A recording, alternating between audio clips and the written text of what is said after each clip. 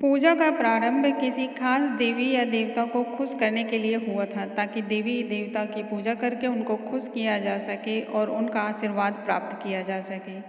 मनुष्यों की मनोकामनाओं की पूर्ति, परेशानियों से निजात, शादी, मान सम्मान में बढ़ोतरी, धन संपत्ति तथा अन्य कामनाओं की पूर्ति के लिए देवी देवताओं की पूजा की जाती रही है। हमारे यहाँ शुरू से यही रिवाज है, यही प्रथा है और हमने भी इसे इसी ढंग से अपनाया है। हमने इतिहास भी पलट कर देखा है, राजाओं ने बड़े बड़े यज्ञ करवाए हैं या फिर बहुत बड़ी बड़ी पूजा या फिर किसी तरह का अनुष्ठान करवाया है ताकि उनका साम्राज्य विकसित हो सके। दोस्तों, आज हमने भी उसे बहुत ही छोटे तौर पे अपनाया है, लेकिन उद्देश्य तो एक ही है, कामना की पूर्ति और प्रभु को प्रसन्न करना।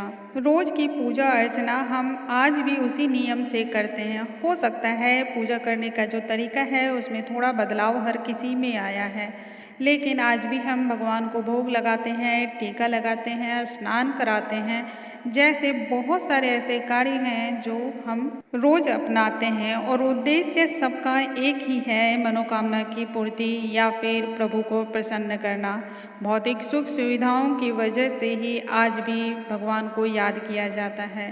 हम सभी ने अपनी ज़िंदगी में कभी न कभी एक ऐसे व्यक्ति को ज़रूर देखा है जिन्हें पैसों के अभाव में बहुत ही कष्ट भोगते देखा है, तंगहाली का जीवन जीते हुए देखा है, लेकिन अचानक से उनके जीवन में परिवर्तन हुआ और गाड़ियों की लाइन लग गई, बहुत सारे बंगले उनके यहाँ हो गए हैं, बहुत सारी सुख सुविधा है। मन में बहुत उधेर बुन चलता रहता है कि पूजा हमने भी तो किया, लेकिन फल हमें क्यों नहीं इस तरह का मिला, या भगवान हमारी पूजा से क्यों नहीं प्रसन्न हुए। तो दोस्तों, आज मैं इससे जुड़ी हुई आपको खास बात बता रही हूँ, इसे आप ध्यान दें, कहीं आपने भी इस तरह की गलती तो नहीं की है। यदि की है तो आपके पूजा का कभी आपको फल नहीं मिलने वाला है। भूल से भी ऐसी गलती आप बिल्कुल ही ना करें और जीवन में तरक्की पाते जाएं। हेलो दोस्तों, द डिवाइन सोल में आप सभी का बहुत बहुत स्वागत है। यदि आपने हमारे चैनल को अभी तक सब्सक्राइब नहीं किया है तो चैनल को सब्सक्राइब करना बिल्कुल ही ना भूलें। साथ ही नोटिफिकेशन बेल को ज़रूर प्रेस करें ताकि हमारे आने वाले हर लेटेस्ट वीडियो की जानकारी आप तक तत्काल पहुंच सके। वीडियो पसंद आने पर ज़्यादा से ज़्यादा आप शेयर करें ताकि और भी लोग इससे लाभ ले सकें। मैं अपने बचपन की बात बता रही हूँ। मेरे पापा बैंक में काम करते हैं। बैंक में काम करने वाले लोगों की तनख्वाह कितनी होती है? बहुत थोड़ी होती है और जिम्मेदारी बहुत होती है। हमने जब भी जिया बिल्कुल ज़रूरत के हिसाब से जिया, खर्चे बहुत सोच समझ कर किए जाते थे। मैं अक्सर बगल में एक अंकल रहते थे, उनको देखती थी और सोचती थी उनकी ज़िंदगी अचानक से इतनी कैसी बदल गई। फिर हमने उनकी हर चीज़ों को बहुत ही बारीकी से देखना शुरू किया।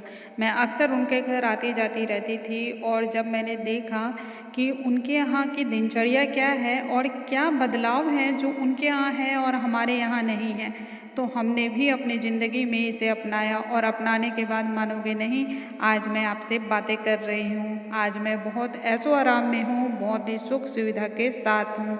जितना आप विश्वास नहीं कर सकते हैं वैसे ज़िंदगी आज मेरे साथ है। ये जानकारी आज आपसे भी शेयर करना चाहती हूँ ताकि आप भी वो आनंद ले सकें जिसकी आप हकदार हैं। पूजा करने के पश्चात सबसे पहले बहुत सारे लोग ऐसे होते हैं कि हाथों में कुमकुम लगी होती है या हाथों में हल्दियाँ होती हैं लगी हुई, जो पूजा के दौरान हमने इस्तेमाल में लिया है। तो पूजा करने के दौरान ही हम लोग फटाक से क्या करते हैं कि हाथ धो लेते हैं, यानी कि हाथों से कुमकुम हल्दी ये जो भी हैं ये निकल जाए। हमें हाथ बिल्कुल ही नहीं धोना चाहिए। अब आप कहेंगे हाथ धोने में क्या है, हाथ तो एक नॉर्मल सी बात है, हाथों में कुमकुम है, चंदन है, बहुत सारी ऐसी चीज़ें हैं, तो हाथ तो धोना एक नॉर्मल सी बात है, लेकिन इसमें बहुत ही खास बात है। इसका रहस्य यदि आप जानेंगे तो आप हैरान रह जाएंगे। हाथ नहीं धोएं कम से कम 15 से 20 मिनट के लिए। ऐसा इसलिए क्योंकि पूजा करने के दौरान हमारे हाथों में दैविक ऊर्जा होती है, यानी कि एक ऐसी एनर्जी होती है जो सकारात्मक ऊर्जा को लिए हुए होती है।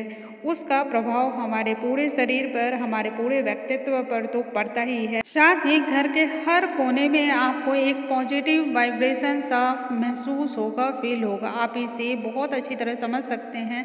आप मंदिर जाएं, मंदिर से आप घर आएं, भले आज उस दिन आपका उपवास हो या आपने उस दिन अन्न जल ग्रहण नहीं किया हो, लेकिन उसके बावजूद भी आपको एक अच्छी सी फीलिंग आती है और आपके उस फीलिंग का आदर घर में सभी करते हैं, तो वो उस एनर्जी का ही प्रभाव होता है। तो हमें कभी भी मंदिर से आकर भी इस बात का ध्यान रखना है कि हाथ और पैर बिल्कुल ही नहीं धोने चाहिए। कम से कम 15-20 मिनट हमें रुकना चाहिए। दूसरी बात, हमें पूजा करने के बाद तुरंत नहाना नहीं चाहिए। बहुत सारे लोग होते हैं कि पूजा तो हमने कर लिया, लेकिन उस समय हमने ठीक से स्नान नहीं किया था, बस नियम पूर्ति करनी थी इसलिए नहा लिया जैसे तैसे। बाद में हम आराम से नहाएंगे ऐसा सोचकर हम उस समय पूजा कर लेते हैं।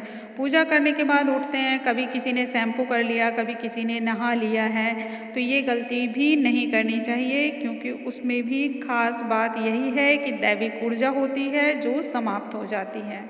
तीसरी बात होती है, हम जब भी पूजा करते हैं हम श्रृंगार करके ही पूजा करते हैं। सिंदूर लगाते हैं, बिंदी लगाते हैं, कुमकुम लगाते हैं, और जो कुमारी कन्याएं होती हैं वो कुमकुम का टीका लगाती हैं। तो बहुत सारे लोग ऐसे होते हैं कि यूँ तो मंदिर हमने जाना था तो बहुत सज धज लिए, चूड़ियाँ बहुत सारी पहन ली, पायल पहन लिए, बिछुए पहन लिए, बहुत सारी चीज़ें हमने कर ली, लेकिन मंदिर से आते ही वो बोझ जैसा फील होने लगता है, काफ़ी भारी भारी सा लगने लगता है, क्योंकि हमारी दिनचर्या में रोज़ इतने इतने गहने या फिर रोज़ इस तरह के भारी भरकम वस्त्र शामिल नहीं होते हैं, तो वो भारी जैसा फील होने लगता है, हम उसे तुरंत बाहर कर देते हैं। तो यदि आपने पहना है पूजा करने से पहले उन वस्त्रों को, उन गहनों को, उन श्रृंगार को, तो कम से कम आपको घंटा 1.5 घंटा जरूर रुकना चाहिए। यदि अपने पैरों में आलता लगाया है, यानी कि पैरों को आप महावर से अपने रंगा है, कलर किया है, ऐसा कुछ किया है, तो आप पैर बिल्कुल ही ना धोएं और ना ही पोंछें। कहते हैं महावर के लगाने के बाद कम से कम 3-4 घंटे तक आपको पैरों को धोना नहीं चाहिए, जब तक कि बहुत ज़्यादा कोई ज़रूरी काम ना हो, क्योंकि इसको बहुत ही अशुभ माना जाता है और हिंदू धर्म में इन सब चीज़ों का प्रभाव बहुत बार देखने को मिला है। ये एक ऐसा चीज़ है जिसे बहुत ही शुभ माना जाता है और शादी विवाह से लेकर के हर छोटी छोटी चीज़ों में, चाहे वो जनेऊ की विधि हो रही हो या फिर मुंडन हो रहा हो, हर चीज़ में महावर पैरों में लगाया जाता है। तो महावर यदि आपने लगाया है तो पैरों को पूजा के बाद तुरंत बिल्कुल ही नहीं धोएं। पांचवी बात बहुत ही खास है, जो हम लोग बहुत नज़रअंदाज कर देते हैं। एक तरफ आप देख रहे होंगे कि माँ पूजा कर रही है या बहनें पूजा कर रही हैं और दूसरी साइड से पोछा लगाया जा रहा है या फिर झाड़ू लगाया जा रहा है, क्योंकि हमने भाई पूजा करनी थी तो नियम के लिए बस झाड़ू पोछा लग गया, आराम से और बहुत अच्छे तरीके से साफ सफाई बाद में की जाएगी, ऐसा सोचकर ये नियम बहुत लोग फॉलो करते हैं। यदि आप भी करते हैं तो आप ठहर कर थोड़ा सोचिए। झाड़ू और पोछा कभी भी या तो पूजा करने के दौरान नहीं होना चाहिए, नहीं तो यदि आपने पूजा किया है तो उसके कम से कम घंटा भर बाद तक भी नहीं होना चाहिए। झाड़ू को भी इवन आपको हाथ नहीं लगाना है पूजा करने के आधे घंटे बाद तक, इसका भी असर बहुत गलत होता है, इसे भी बहुत अशुभ मानते हैं।